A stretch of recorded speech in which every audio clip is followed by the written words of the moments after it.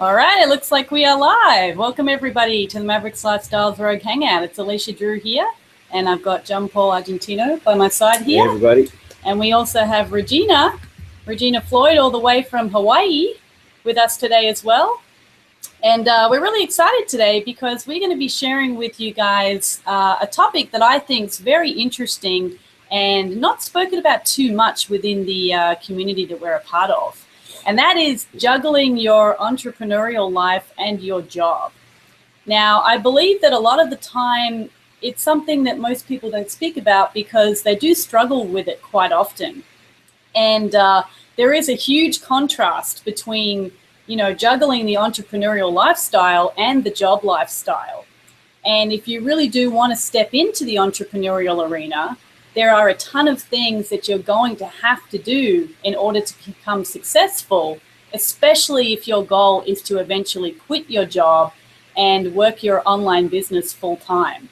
So today we're just going to be sharing with you guys some tips and tricks from our own personal experiences with working jobs full time and part time, and kind of that transition between the job and the entrepreneurial life, and how we can help everybody out there with that transition and juggling the two. So with that being said, we want to thank you all for joining us today, those that are with us each week. And, if you do have any comments or questions, you can leave them below this video. And especially if you're brand new, we'd love to hear from you. So introduce yourself in the chat below, and we'll go ahead and get going here. I think I'll kick it across to you to start off with. Absolutely. Like Alicia said, thanks for coming out today as well. And for me, when I look back on everything, when I first started even looking online, I was like, well, why am I even looking at building a business online? And I had to always look at, why am I doing this in the beginning? What was it that attracted me to go online to start building a business there? And for me, it was always, like a lot of other people, it was my time. I wanted my time freedom. I wanted the freedom to be around the people I love, doing the things that I love to do, and just share those experiences and build something for my own legacy and for my friend or for my family and the people I love, to leave them something, instead of building a working in the standard 9-to-5 job. Sometimes it's not 9 to 5, it's more like 9 to 9. It's if not longer, if you have a commute in there, if you have, it depends, it's all relative to really what industry you're in. But at the end of the day, you're always building it for somebody else other than yourself. And the reason why we went online was to get all that back. So I always reflected on why I was doing it first. And then first thing right out of the bat, that when I started just seeking information online, what I found was that I needed to make a plan from the beginning. And number one was just make a plan. What I found was that the times when I was winging it and just saying, okay, well, I'm just going to get something done, and I would kind of just wing it and learn a little bit and then try to implement a little bit. And I was always trying to do something, but I didn't have a clear-cut plan with goals behind it. So I never knew I didn't know how good I was progressing or not progressing. I didn't have a way to gauge my performance. And having a plan at the beginning, number one, helped me out tremendously. Whether that was a simple plan to say, I'm going to learn this one skill set here. I'm going to learn, at the beginning for me, it was actually learning how to build quality Craigslist ads that were actually not spammy. That was what I started off with, and it worked for me. But I had to learn how to go through and not be like everybody else and how to elevate myself above it. And so I had a plan. I said, okay, well, how do I measure that? What I did, and I fell into the trap of what a lot of people do at the beginning, and that is gauging my performance against everybody else in the arena's performance.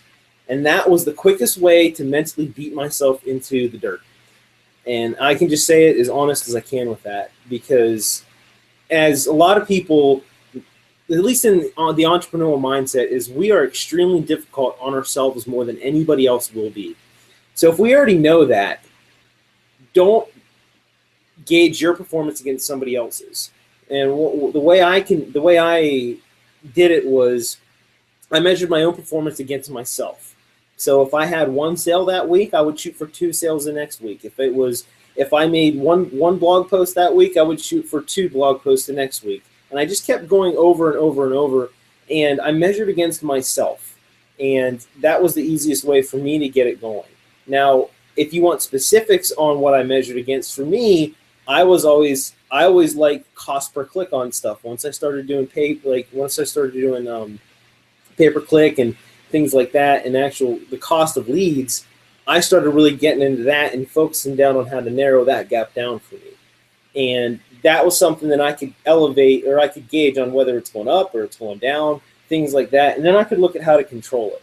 So anything that you can measure yourself against your own performance is highly recommended. Finding a way to do that and make a plan to just stick to that was what helped me. Mm-hmm. Now, that doesn't work for how Alicia might do things too. Sometimes she does things a little bit differently, but ultimately she still has a plan behind it though. Mm-hmm. Yeah, and I think the huge difference between a job and being an entrepreneur is that, especially within our community, is we get paid for our results. Whereas when you're working in a job, you're getting paid per hour. And I think that is the hugest big difference. And a lot of the time it's very challenging for people to achieve results in that way, because they set themselves goals, which is great, and they set themselves a timeline, but if they don't achieve those results at that particular moment, most of the time people will feel like a failure and they will give up. And that's why there's such a low success rate within our community a lot of the time, is because people will set these timelines, and often they're very quick timelines too. Us personally, we just moved from Las Vegas to California, and previous to that, we were both working the business part-time. And when we moved out here, I made a decision to work the business full-time. Yeah. And we had a timeline, we had a plan, we had goals, we thought we had it all figured out. And, time went on, and we didn't hit the goal at that certain time that we thought we were going to. The plan didn't work out exactly as planned, and it really threw us. I'll be honest with you guys. I mean, we want to be as transparent as we possibly can here. It really threw us for a six, as I would say. And for a while, we really struggled with, learning from that experience and moving forward and getting past the fact that we didn't hit at that particular time, and what were we going to do now? And it quickly made us realize that it's great to have goals, but don't always think that it's going to work out exactly as you planned it. And if it doesn't, you have to keep moving forward, because what else are you going to do? You're going to quit? Yeah. I mean, that's really the only other alternative. And we keep pushing forward through those barriers and those challenges until we get the results that we want. And it's completely contradictory and different to a job. Yeah, completely. We would always, sometimes when we would have those frustrating conversations, it would turn into, okay, well, this is where our results are at so far, and this is how we're measuring it. How long are we going to keep measuring it this way, or what? How long? And we always came back to until. We will keep doing this until, and we would leave it at that. There was not until a what, because in our minds it was always, we don't need to give ourselves our own ultimatums on our success. And by having that right out in the open, is, we know we're going to go through and get frustrated, and we know we're going to be challenged. We know we're going to get put up the ropes sometimes, but we're going to come back off those ropes and we're going to keep swinging. And it's all we can do, because if your back's against the rope in life or anything else, if you're not swinging, all you're going to do is cover up and defend like this, and you're going to keep getting hit, and you're never going to hit back. It doesn't matter, because the only shots that you're never going to make are the ones that you don't take. And that's what it boiled down to for us. And for us, it wasn't, we would look at some ads sometimes, and sometimes we'd be faced with big decisions on spending some big money. And sometimes that was, at least for me, you work really hard in a job, and you're putting all what you think are your best efforts into something in exchanging your time for money. And sometimes it's really hard to let go of it. So what I had to do was start small. And I started small, and I measured everything. That helped me a lot, because I was able to really feel like I still had control. And sometimes we get frustrated whenever we think that we're starting to lose control and things are starting to get out of hand and they're becoming bigger than bigger than what we wanted to bite off, so to speak. And that's the only time that we would have those real frustrating moments. And just chunking it down and starting small was a key for us. And then once we found it, we just did what we were told to do through some of our training. We scaled it up. And sometimes we would scale up and then realize that, okay, it's still not performing the way we want to on certain things, and we would just dial it back down. And, you know, I know at the beginning I was creating a lot of ads and we were creating a lot of content, and we were kind of all over the map. We couldn't really find what our, I guess, what do you call it, like your stick-to-itiveness, like whatever the sticky part is of an ad that just makes people want to keep on coming back to it and perform. Well, it's kind of like going to a well that you keep putting your bucket in and pulling water out. Well, you're going to keep going back to that well until the well, you put your bucket in, it comes up and there's no more water in it. Well, then you're going to go dig a new well. I didn't understand that with ads. I didn't understand that with my marketing. I just didn't get it. I was like, well, this well is always supposed to have water in it. Where's my water? You know, what's going on? And I didn't get it. I thought, well, you make one and that's how it's going to be and it's going to work and everything's going to be all hunky-dory, and, you know, I can close my computer and go to sleep, and then I'm going to wake up in the morning and I can cash a check. And, you know, that's what a lot of people think at the beginning.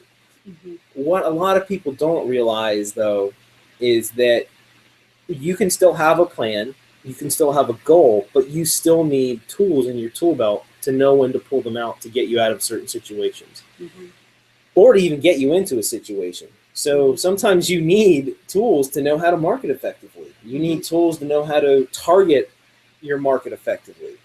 And when I started viewing everything online and I started just kind of seeking what was out there, all I wanted was kind of truth in it, because no one really teaches you all these skills that you need all in one shot. You couldn't really find one place to get it. And I found it, and, you know, I finally found it and locked my arms around the community and got around like-minded people, and that helped me a lot tremendously too. You know, I felt like I wasn't alone at that point. People that are going through the same thing I was going through helped me.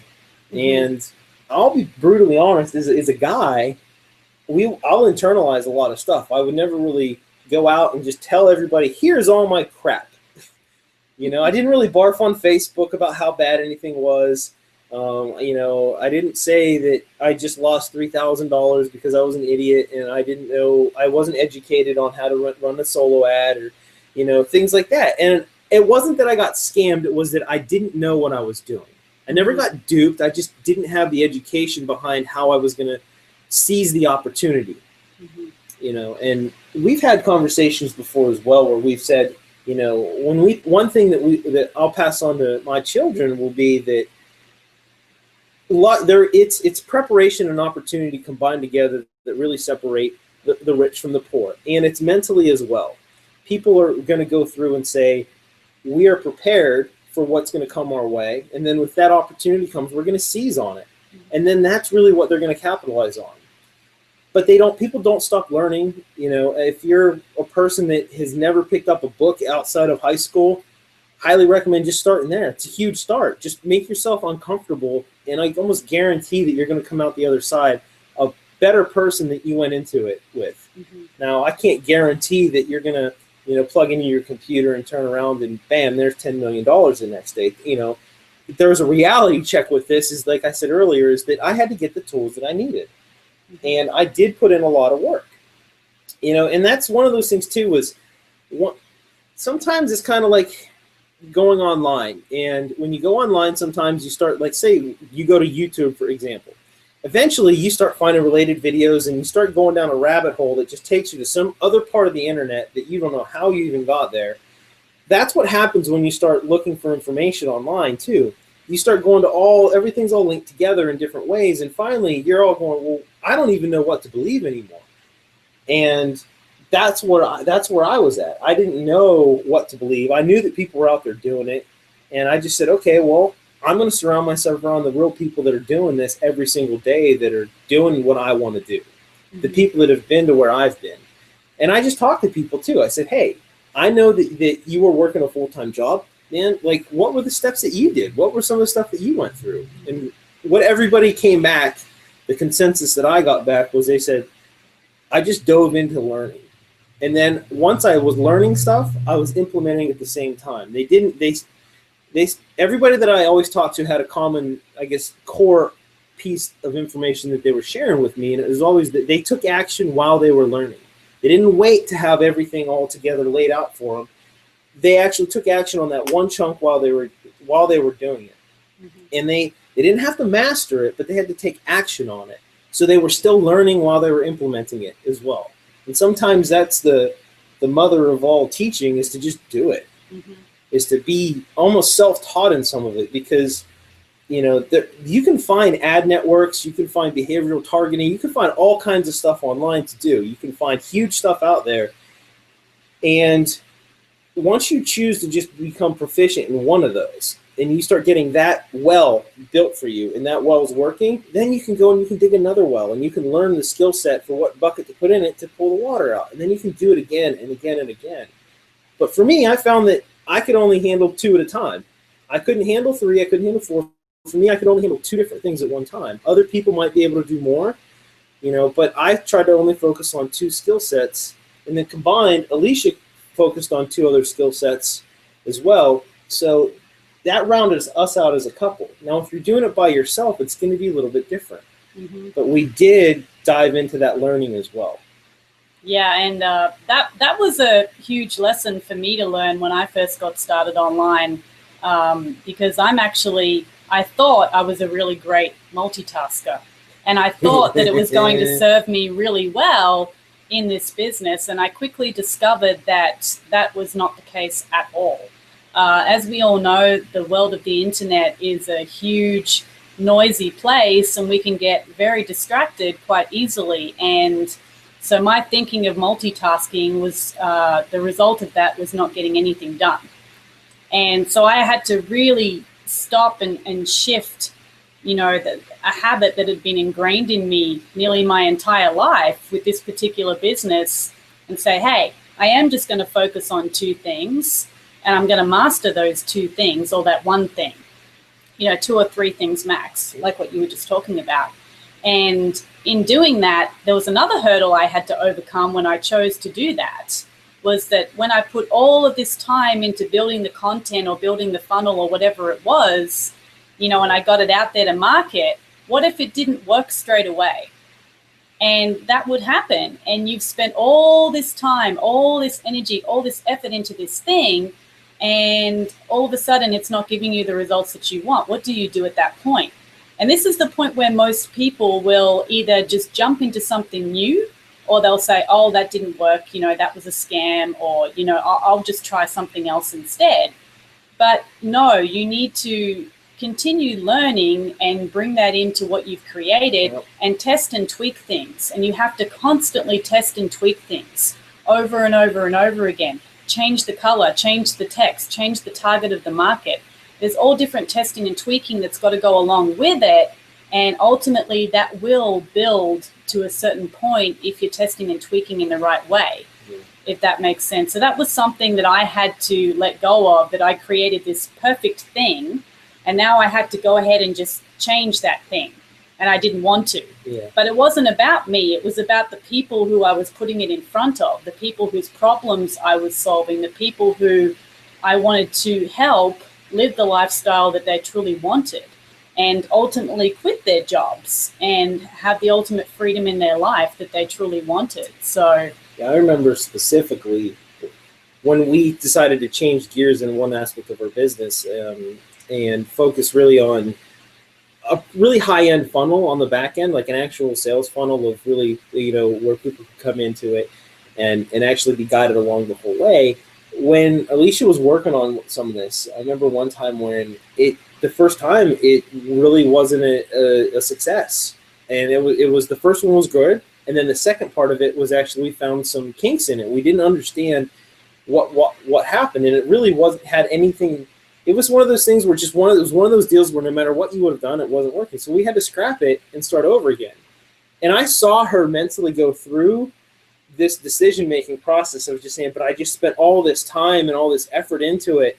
And then I had to actually pull out the until card and just say, well, we have to do it again and again and again until. Mm-hmm. And we couldn't put, we just said, we're just going to, it's kind of like fear. like, you ever see the videos of people getting ready to like jump out of an airplane to go skydiving? They'll be scared crapless, you know, they'll be shaking, they'll be scared crapless to jump out that window. But they do it for about 3 seconds, and then finally they just push themselves out, and they do it. They make that leap. When they're down on the end, when they come down to the ground and they're done, they're like, wow, that was what an experience it was. They wouldn't change it again. Now, the thrill seekers are going to go back and do that over and over and over again. A lot of people say, oh, they're just nut jobs. They're crazy. Well, they like that adrenaline rush. It's just that's a part of them, and that's their nature. Well, I was watching this. I don't even remember what I was watching, but I saw something cool on some part of the internet. I was watching some off-road vehicle stuff, doing something crazy, because I like off-road stuff, and typical guy gearhead that I am. I was watching this thing that was about this expedition that these guys were on, and they said, look, for us, it's not about the destination or where we're getting. For us, it's actually about the journey together that we're having. And I thought, man, that is so, like, that's really powerful, because it was a group of dudes that just said, you know what, here's what we're going to do.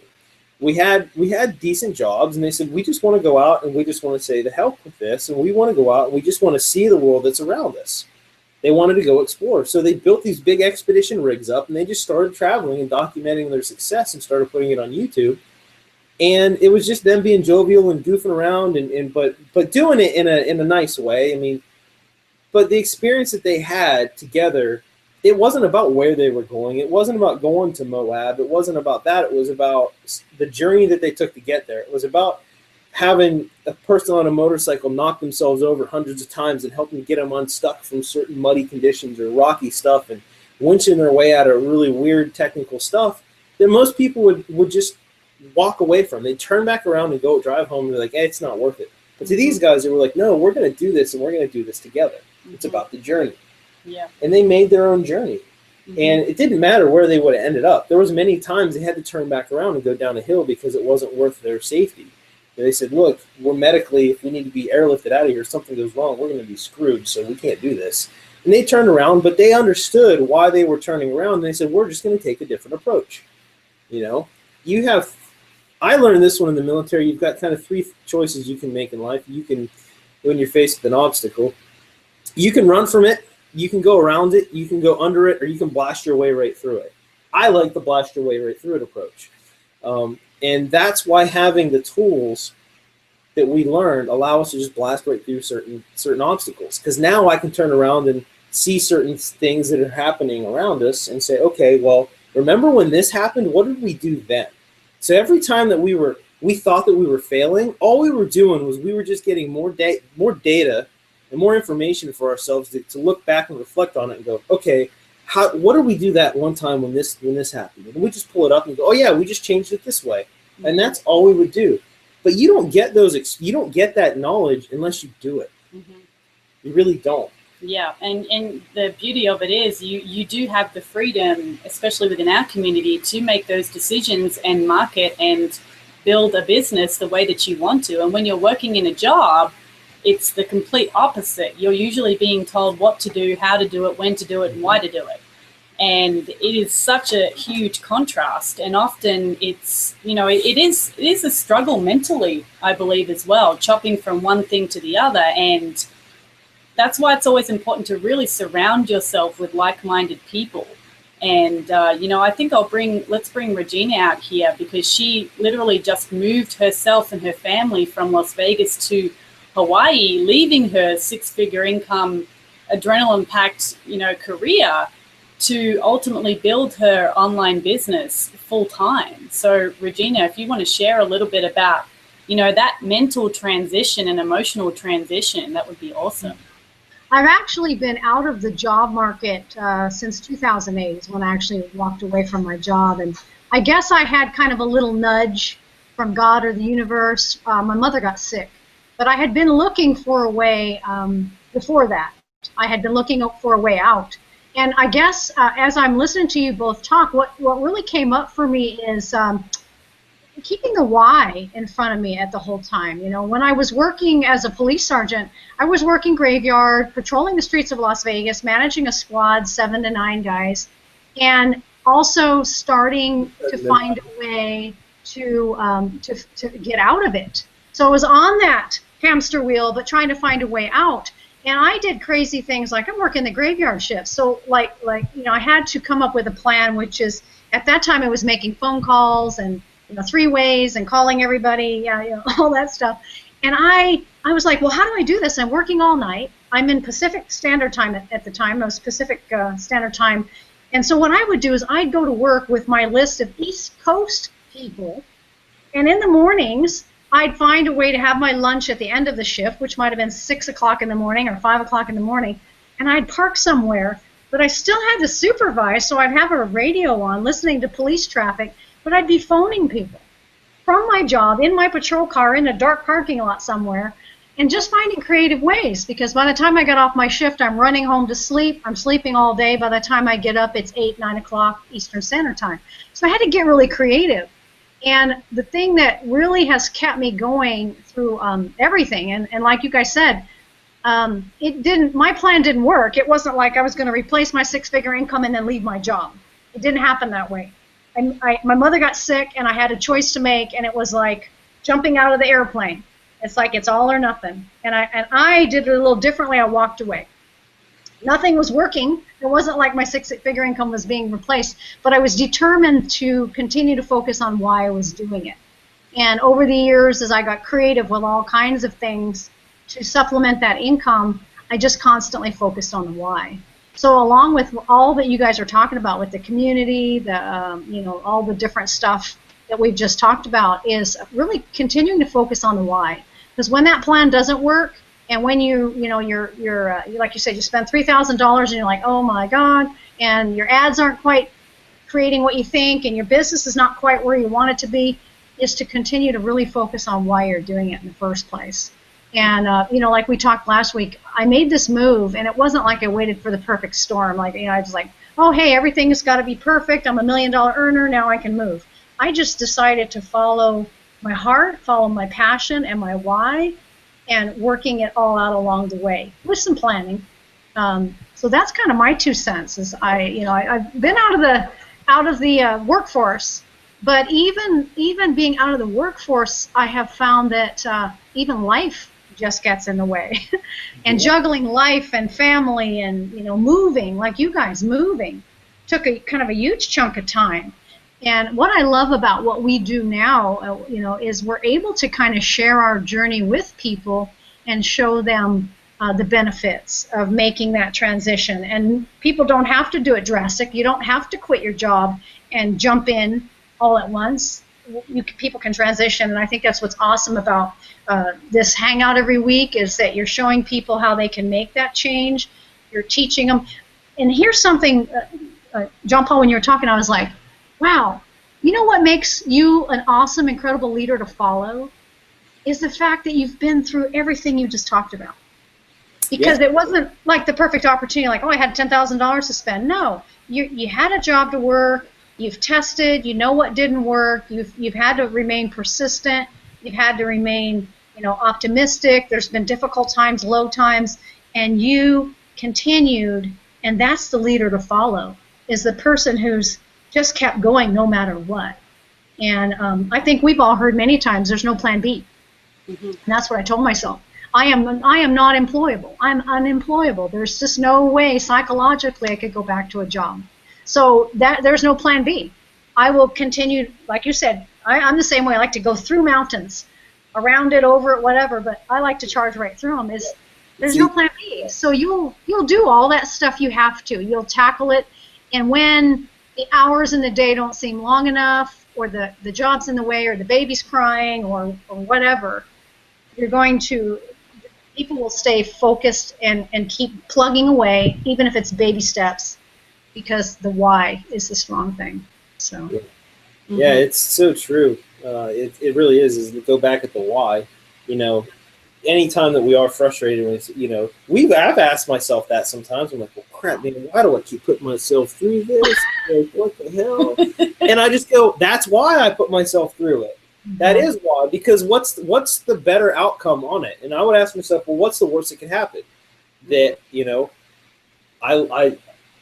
what's the worst that can happen? I look back and I said, well, crap, I was literally homeless at one point in my life. I remember that, you know, I was literally homeless one time with a newborn baby at one point in my life.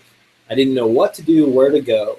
I didn't have anything, and I just look back to it and say, you know what, that tenacity and everything, it's all that I knew was to be ferocious and just to go through things and say, you know what's the worst that's going to happen? I'm going to end up homeless. And I was like, well, shit, I can deal with that, because I had dealt with it, you know. And it was like, I remember, like, it was only a 2-week period of time. You know, I had friends, and I had a couple family members help me out, but it, you know, I was a young kid that was just really stupid.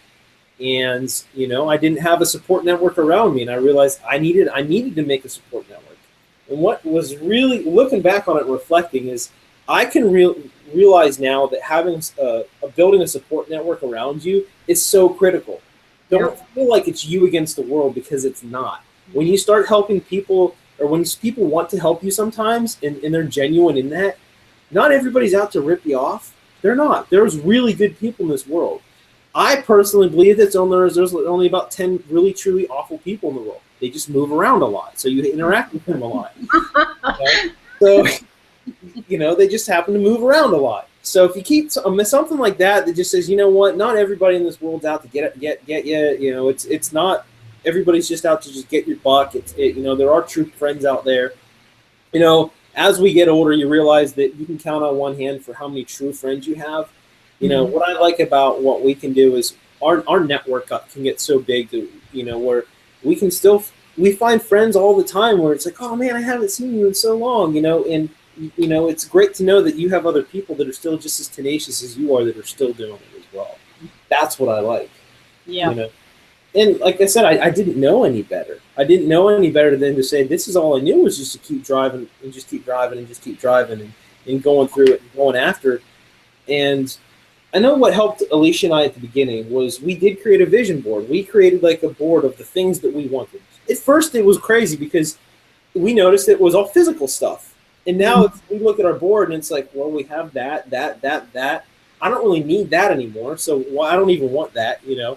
So now it's like, well, now our goals are a lot different from what we envisioned. You know, it's helping, you know, having 1,000 active team members on our team that we're helping actually do the same thing that we're doing. You know, and when our vision got bigger and our goals got bigger, we realized, you know, that we could chunk those things down that we had. Now we can chunk these things down. The only reason we can is because we, like you said, we went through those experiences. Yeah, I think it's doing life together in this community, because we learn how to go through those rough patches, the learning patches, all the things that happen in life. But when we all team up together, it's And I've gotten, I felt better about myself hearing some of the other stories, you know, because there are people who join and they're $1 million earners, like, you know, it almost seems like instantly, and then the rest of us are kind of chugging along. And I realize that it's my journey, and my journey is allowing me to have experiences that I can now pass on to people that join with me, because there will be people who will have the experiences I had, and I can now share what I learned to get them through that quicker. And when I hear of other people, you know, having struggles and things like that, it's like, okay, it's just part of the path, part of the journey. And we're you know, and you're all in it together, so you don't have to do life alone. And I think my online community is probably closer to me than a lot of people that I see in the flesh, or, you know, that I hung out with in the flesh. My community that's online through this particular business that we're doing has been closer than any of those. And so it's really cool. Yeah. Yeah, that's so true. You know, I used to always say life is what happens when you're making plans. If you want to screw something up, just make a bunch of plans, and then life will happen. But that's okay. You just, you know, make more plans. And that's we just always just reframe things. And what helped us too, I think, was when our backs were up against the wall and we're up against the rope sometimes, we would just try to reframe things and really look at things in a lot better way and say, okay, well, what's the gold nugget that we can take out of this experience? What is it? And it doesn't matter how crappy the situation might have been. If we always said, okay, well, what's the good that was here? And a lot of times, if you just look at it in a different way, it helped us. It really did, you know. And it was this call wasn't really supposed to be, you know, psychological, you know, evaluation on it. But yeah, you know, the psychological woo-woo stuff. But the woo-woo stuff is actually the things that actually make you truly successful. It really is. It's digging deep and just saying, okay, I am going to do this until, and that is what it is about. I think it's believing in yourself. I think that woo-woo, that personal development, for me, has just been belief in myself. That if he can do it or she can do it, because let's be real. You look at some people and go, oh my God, how the heck did they do it? So it's belief. My belief in me, my belief in I'm here for a reason to help other people. It's not just. I was having a discussion today with my daughter about this, that the reason that we want to be successful in our business is not just about the things that we can get. Mm-hmm. It's about kind of proving and showing other people that it's possible. Mm-hmm. Because what life can we touch by just somebody else believing that it's possible for them? And so I think that's huge. Yeah, I saw this thing on What's Something again on the internet, where they were talking about these giga mansions and mega mansions in Beverly Hills and LA, and how, is it really that necessary to have a 90,000 square foot home? Mm-hmm. And I was like, you know what? I say absolutely it's necessary, because I want a representation of what's possible in the world. I want that. I need to see that kind of stuff to turn around and say, you know what? If that's possible, that is damn cool. That's really awesome. Because I know now there's going to be a totally other end of the spectrum on that, from the have-not mentality of saying, well, that's way more than any one person could ever need. Who needs a 4,000 square foot bedroom? Why not? I would love it. Yeah. As long as someone else is cleaning it. Yeah. I don't want to clean it. Yeah. I mean, they always say, like there's a couple more problems that would come with that, but hey, I will address some of those problems, as they come up. Yeah, like they say, more money, more problems, and right. Yeah. I'd much rather that than no money and problems. Exactly. Yeah. And when you were talking about, well, it kind of hit me as far as like with jobs. If you get put in like a supervisory role, or you're into a management role or anything, you don't just magically get put there. You don't just magically poof, there you are. You did learn skill sets, and you had a certainty within your way of thinking that inspired confidence in the people that were, I guess, technically above you, that have more experience than you did, and as well, and it says, you know what, I believe that you can actually perform this. And I believe that you can actually handle this crew of people, and you can inspire them to learn this skill set as well. And when I looked at things that way, I said, you know what? If someone's confident enough to believe in you, why can you not be confident enough to believe in yourself? Mm-hmm. And that was really it. If someone was already certain in that decision to put you there and hire you for that role, that is great. That's great, because having that certainty with what she was saying, what Regina was saying, was believing in yourself and just knowing that it doesn't matter. Your mind's made up. You're able to stick behind that decision. And I don't know how the police force works as far as like how they recruit candidates or anything like that. But I think I would personally hope that one of the characteristics would be the ability to make a decision and stick behind it, regardless of what the outcome is on the other one. No wishy-washy, no in between. You made a decision, you're sticking with it, and everything the responsibility of what comes with it. Yeah, you don't always have time to analyze. You got a split-second decision to make, so decision-making is important, for sure. Yes, exactly. It would be... And going with it, committing to it, and letting it ride.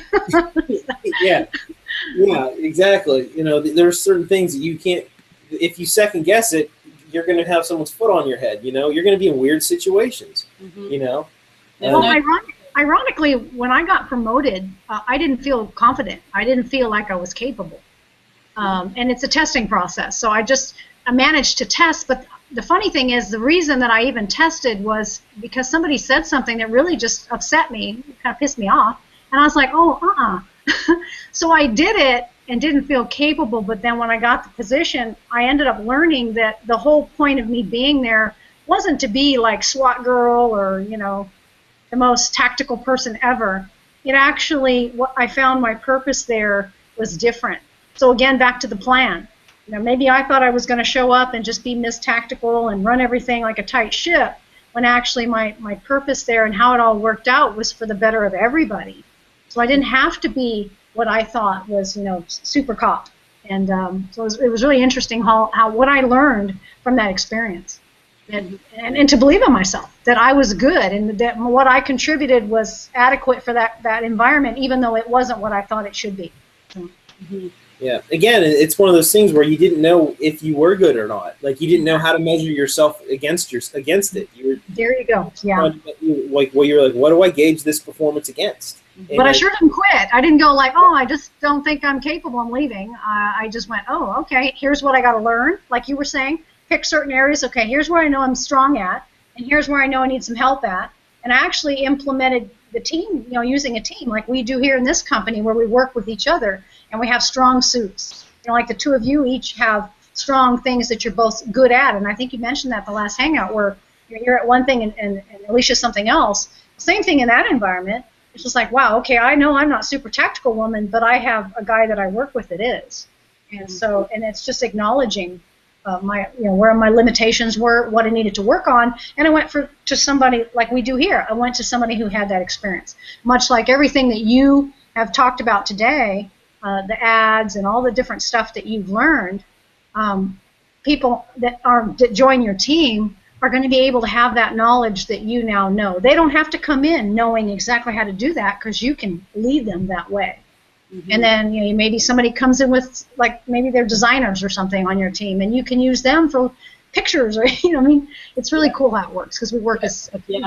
Yeah, it's so true. Yeah, it's interesting that we're talking about this, because I've just realized that you can take skill sets from your job and from your entrepreneurial business, and you can use those skills back and forth in the different arenas and use them to benefit to get you the results that you want, which is really, really cool. I think that's awesome. And I think back to when I first got started in this business a couple of years ago, and wow, it's mind-blowing the things that I have learned. And I'm not just talking about marketing and all the amazing, tools and teachings that we have that you can get your hands on right now by clicking the button below. I'm also talking about the mindset, the woo-woo, the personal development that a lot of the times people will run away from because they don't understand it. And me personally, it's not just about the marketing, it's about me as a person. I have grown as a person dramatically, and we're talking about reframing. I never used to do that before I started in this business. Yeah. I didn't reframe anything. A lot of the times I would be negative about things, and I would see things one way until somebody came along within our training. I'm not sure who it was. It may have been our founder, David Wood, or David Sharp, one of our leaders, and said, hey, you can reframe things. Oh, it's Chris. Chris Record, maybe. Yep, yeah. They really had that and impact. I thought, wow, what is this? And these are life skills that we can use in everyday life that nobody can take away from you. It's not like we're selling a vitamin juice or a coffee. There's nothing wrong with doing that. But what we teach you inside this community is so much more than, it's amazing to know you can put things on automation and set up funnels and build ads and things like that. But there's so much more to it. There's to reframe things. I look at things in different ways. And as the Wayne Dyer quote says, when you change the way you look at things, the things that you look at change. And that's one of my favorite quotes. When I heard that, it was so powerful to me. And I look at life in a whole new perspective that I didn't have before, because I didn't know any better. You don't know what you don't know. And until you surround yourself with people that you want to surround yourself with and get out of shifting that focus, it's just a small shift in the mind that can create something so powerful. And it's just mind-blowing to me. It's really indescribable the way that I think I've grown as a person, because it's truly not about the money. It's about the person we become in the process. And that's how I like to look at this business, and showing people that, hey, you too can do this. We're doing this, and we're going to help you along the way. And even if you don't believe in yourself, we're going to be here to believe in you until you do believe in yourself. Yeah. And that's, David Wood, our founder, his vision, his why, his dream is so big, that all of ours can fit inside of it. And that's what is so powerful here. Thousands and thousands and thousands of us have different dreams and different goals. And that's all possible with what we're doing here because of what was created. So I think the possibilities that can be created here make us powerful. Mm-hmm. Because when you make a decision that I'm going to find another way, no matter what, no plan B, and you tackle some of the challenges and obstacles and mountains that come up and the lows that happen, and you pick yourself back up, you suddenly realize that, you know what, like John Paul said, it doesn't matter really what hits you in life. You now know you can survive. You now know you can make a way. Like I've joked many times, like even if this particular business didn't exist for years and years to come, because of what I know, because of the people I've locked arms with, because of the skills I have, because of the belief in myself, I can do anything. Like moving to this island, a lot of people are like, well, you don't have a job. Well, I don't need a job. I mean, worst case, if I wanted to go wash windows, I could probably do a pretty good job of marketing that now because I know so much, like you said. And when you were saying the thing about personal development and just becoming stronger, I kind of laughed because when I was running around with a gun and a badge, I didn't have as much confidence and fearlessness as I do now because of marketing and working on my business.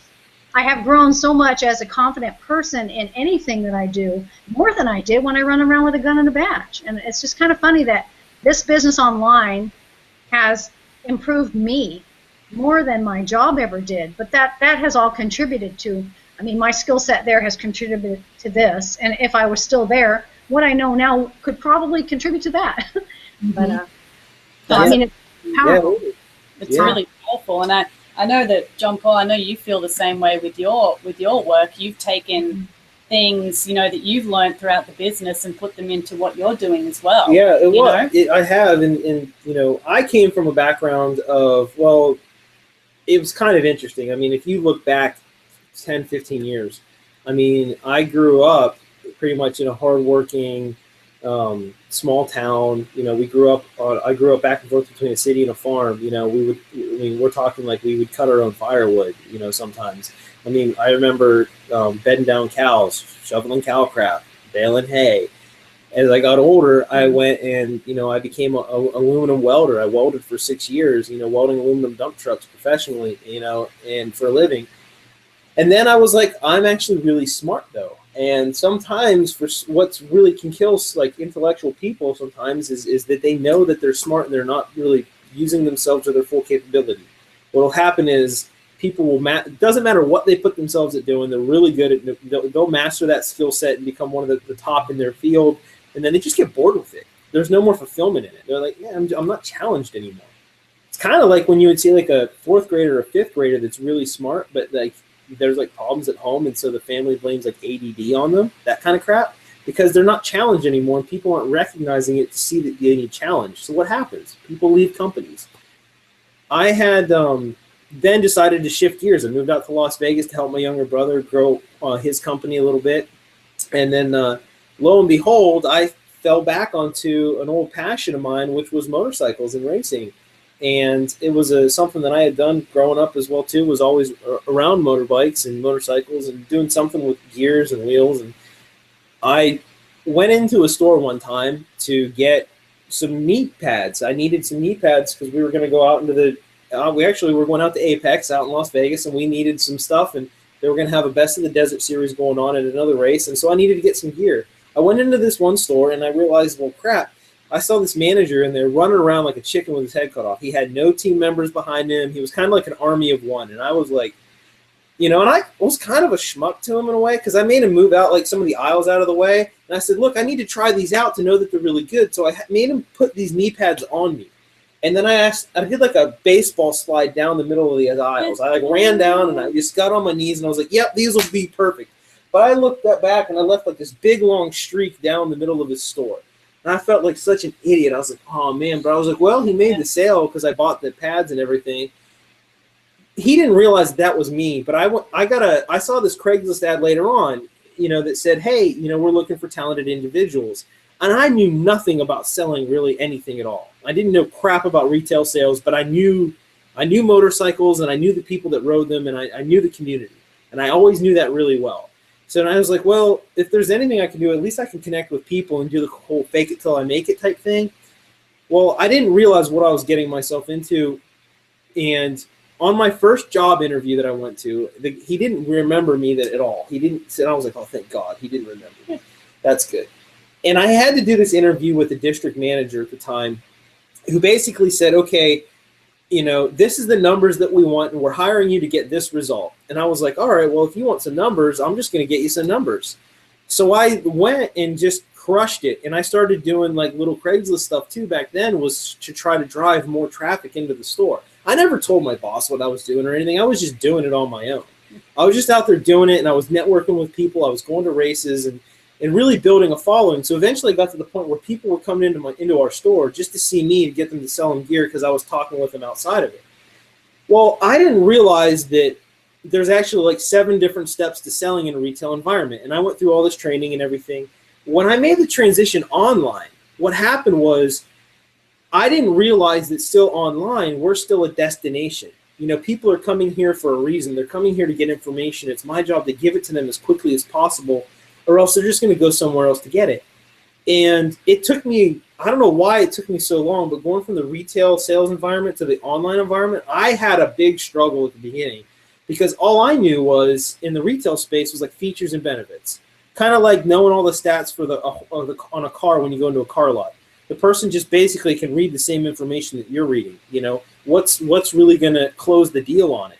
Well, it's going to be about how this one can get you to the baseball game a little bit easier. This one has a DVD player for the younger kids. For the older kids, it's got more leg room over here. You can store more gear in the back. That kind of stuff. Well, online, I didn't know how to reference the features and benefits because I was kind of lost. I was like, what am I doing? Like, how do I do this? And then I realized, you know what? I'm actually trying too hard, because someone already did the work for me. I'm not pointing at you. I'm just saying, like, someone already did the work for me, and it was through using a system behind it. I actually just had to buy into a system that actually already did that for me, and I had to leverage what they were already doing in their time in order to save me time. All I had to do was put the juice in to market it. That's all I had to do. And I didn't try to if I tried to stand in my own way, I got in my own way. Like, if I tried to do something that was away from that normal, and if I deviated from that, that's whenever I would struggle. And I was like, well, I'm just going to stop fighting it. This is a train that's already moving. Why am I going to try to stand in front of it? Just add the fuel into it and let it keep going. And that's what I found, was just use the system.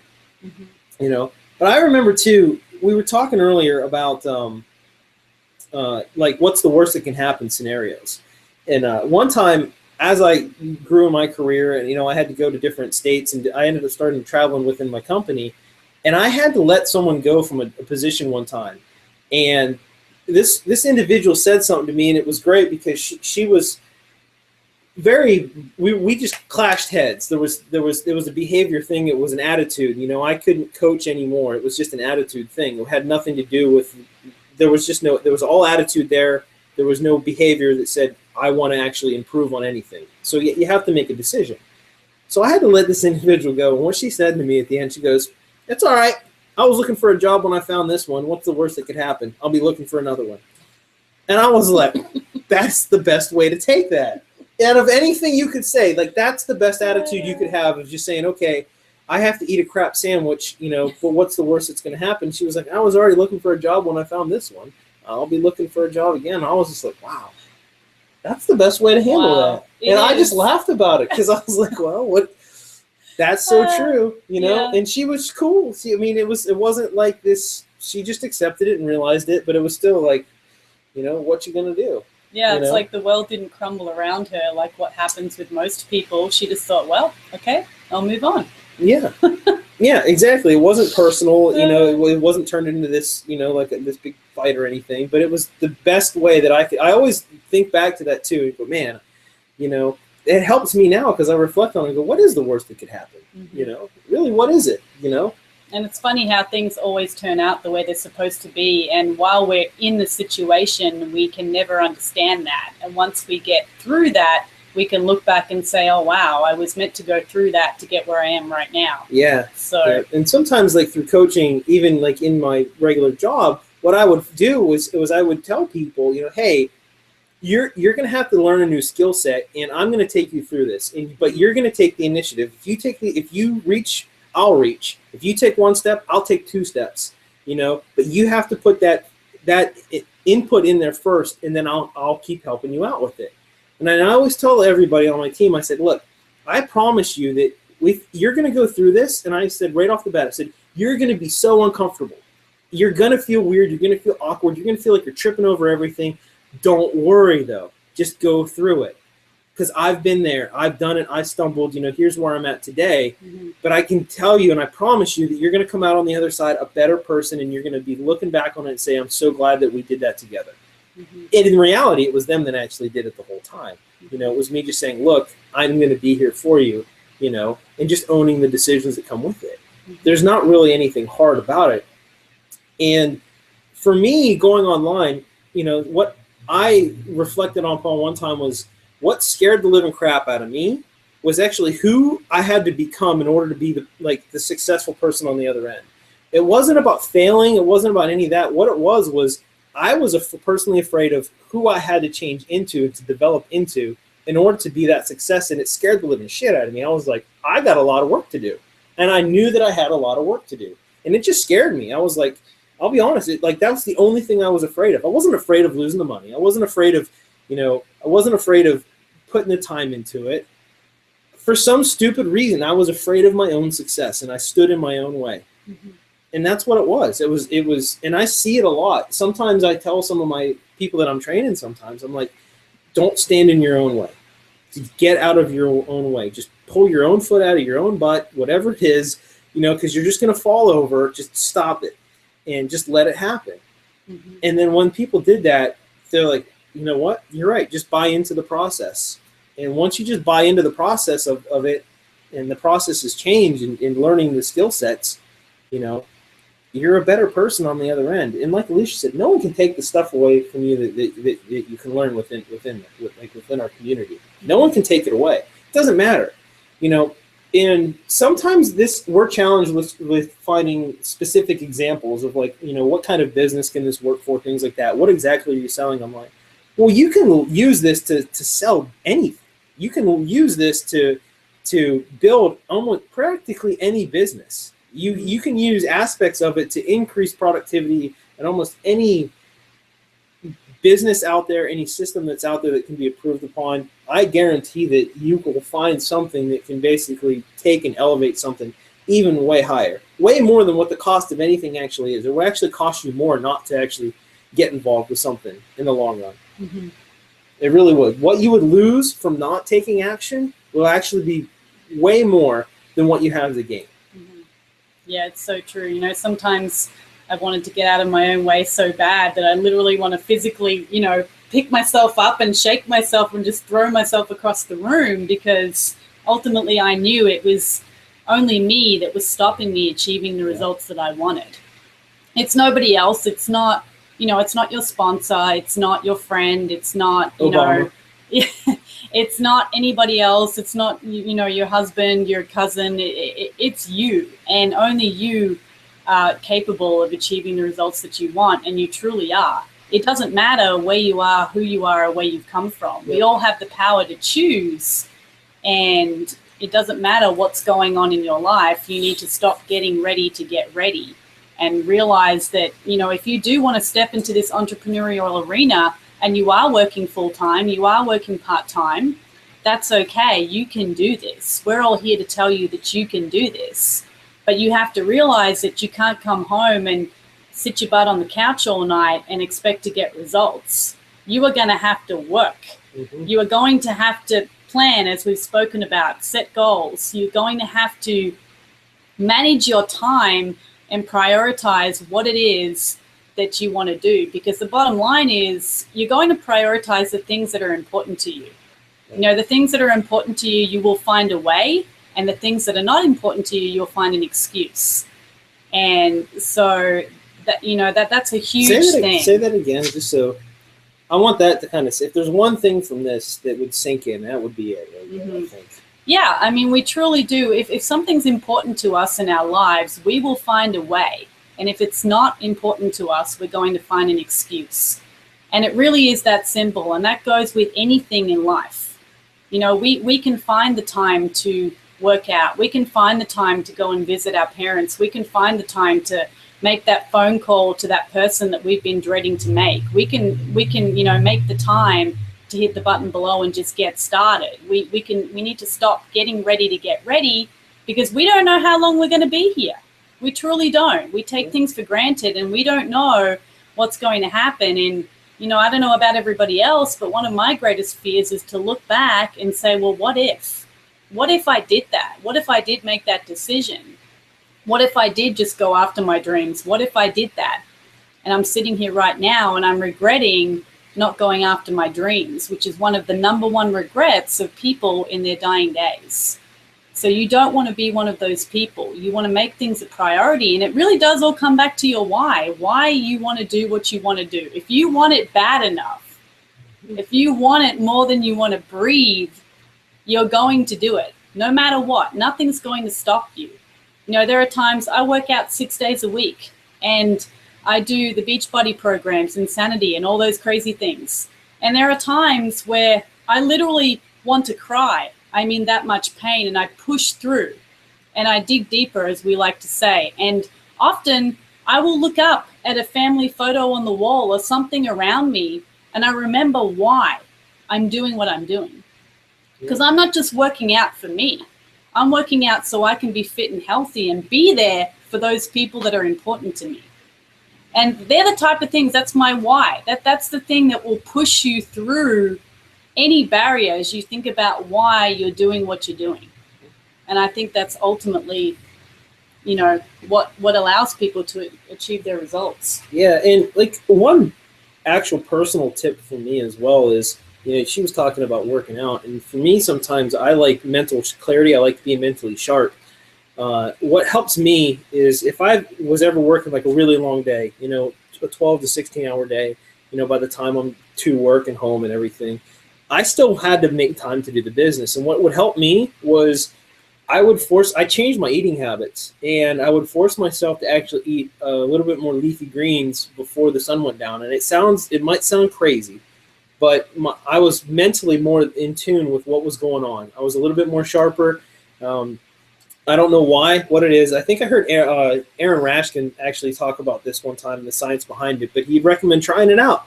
And I did it, and then I noticed that any time that I would eat any type of, you know, leafy, like green leafy items with some protein as well, you know, before the sun goes down, you know, if, you know, your body will end up breaking it down, and you can be more mentally in tune with what you're doing. If you're reading, if you're learning things, it actually helps sharpen it up. Mm-hmm. And that did help me a lot, you know, because there's times where, you know, you work such a busy day, you're constantly going and going and going and going and going. You stop for 20 minutes, you're just going to take a nap. You know, you're going to find yourself at the end of the day going, I just need 10 minutes of alone time and I'll be fine. No, you're going to fall asleep on the couch like I did. And I'd be talking to you, and I'd turn around and you'd be like, she would. There would be times where she'd be literally talking to me. I'd be like, oh, I'm talking to myself now. Yeah, and I'd be out. And it wasn't anything that I could control at the time. I was like, wow, I just need those naps, and I would need that. But there's nothing wrong with it. You know, take naps if you need them, but just force yourself to get back up and keep going through it. And, you know, you will be fine on the other end of it. But if you have to chunk it down into 45-minute segments or something, you know, chunk it down. You know, get up. Another thing, just get up and move. Like when you start this journey, get up and move after you start learning a little bit. Like make sure you're moving. You know, don't just turn into a log as you're learning all this stuff. You know, because sometimes you can, you know, it starts changing you a little bit. You know, you want to make sure that you're still in tune. So get up, go for, you know, a walk, even something as simple as, you know, just walk down to the corner store, get a drink or something and come back. Whatever it is, just take a water bottle and go and, you know, get some air in it as well. You know? Yeah. I mean, even if you're working on the business, like 1 hour a day, if you can commit to 1 hour a day, you know, that will help tremendously. At the end of the week, you had 7 hours. You put in a full work day almost of towards your empire, towards your future that no one can take away. That's it. And a lot of you may be thinking, well, what am I going to be doing during that time? And that's what you'll discover when you hit the button below and get started. We're all here to help you and teach you exactly what you should and should not be doing. And what's great is that we've all experienced it, and we're here to help you with the things and to show you the things where we made mistakes and we struggled, and we can teach you moving forward how to not fall into a lot of the traps that we fell into. And it's amazing. It really is. And, I think we're ready to close out quite soon. But Regina, if you had any last final thoughts before we head out. I do, actually, because as we're talking, I'm thinking that the people watching this actually maybe have just two choices. And maybe there's some people here who are on the fence and things haven't gotten that bad where they're willing to do just about anything. And here's my thought on that you can wait until you're in a desperate mode where you just have to find something else. Maybe you just are fed up with the job, you've gotten fired from your job, or you're laid off, or you're hurt and you can't work a job. And you can wait until that time comes and you're scrambling. Or you can be doing what you're doing now. You can enjoy what you're doing now, but you can start, like John Paul said, to build your empire, to start to get the skills, to start to do it at your own pace. If it's an hour a night, 30 minutes, we have the system that will walk you through the steps to take the priorities to get your business launched. So you have two choices. You can wait until it's desperate mode and you're looking for whatever, or you can take the steps now to start to build that. So really, it takes the stress off, because if you finally get to a point where you're fed up with the job, you've had enough, you've already been building slowly the empire that can just change everything for you when you're ready. So it's not a drastic decision. So that's just kind of my 2 cents on that one. No, that's exactly it. Yeah, that's a great point, because too often, people do wait till they hit rock bottom and they are scrambling. They're in panic mode. They don't know what to do, and it's often at that point is the only time where people will push to make a decision, and you don't have to do that. I'm really glad that you brought up that point, Regina, because now is the time. Don't wait until something really bad happens. Do it now so that you're prepared later on and you've got the skills. Because, a lot of the time people have talent naturally. People are talented at things naturally, but a skill is only developed by hours and hours and hours and hours of beating on that craft. I couldn't tell you the amount of hours that I have spent on particular skills in this business. And I'm so grateful that I have. But people need to understand that that's the only way that you build success in your life, is beating on that craft consistently. I always preach this all the time. Consistent action over time will eventually give you the results that you want. But you have to keep moving forward. You have to keep doing it over and over and over and over again. You cannot expect it to happen from attempting it one time. Yeah. Now, you're a classically trained dancer, and you were also a professional tap dancer as well. How many hours did you put into learning that? Just to learn how to tap dance. I put in about 30 minutes of trying to learn this. That was a lot for me.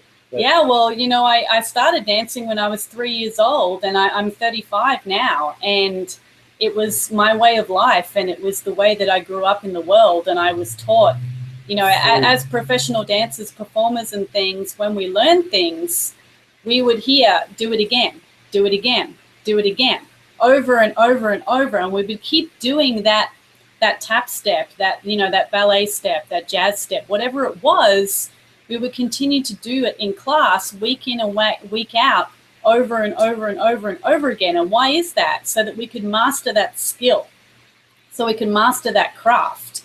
And that's embedded in my brain. So when I started this business, there were a lot of skills that I took from performing. Understanding the repetition creates results was something that I took in from my performing into the business, along with countless discipline and focus on what I was doing over and over and over again, and becoming a professional and going through all the audition process, the rejection process, we go to an audition and we don't get the position. What do? We move forward to the next position. We go to the next audition. We fight for the next spot with the thousands of other dancers while we're all elbowing each other and, going for that one spot.